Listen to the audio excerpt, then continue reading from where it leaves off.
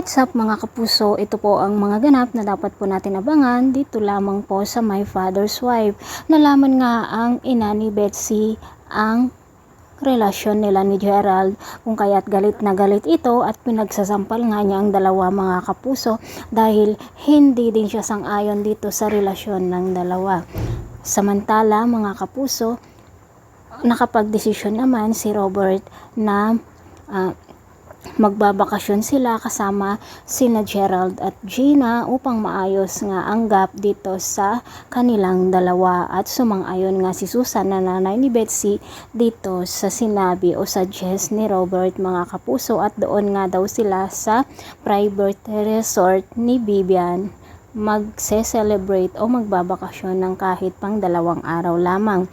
Samantala mga kapuso, hindi nga maiwasan ang tukso ni Betsy dito kay Gerald, at kahit na binalaan na siya ng kanyang ina ay patuloy pa rin ang panunuyo niya at hindi lumayo dito kay Gerald mga kapuso. Ngunit unti-unti namang nabubuksan ang isip ni Gerald, lalo pa nang sinabi ng kanyang ina na wag niyang hayaang mawala si Gina sa kanya dahil napakabait at mahal na mahal siya nito. Samantala mga kapuso, nakakita nga si Gina ng kondom dito sa bag ng kanyang asawa at nagtaka nga ito kung saan niya ito ginagamit.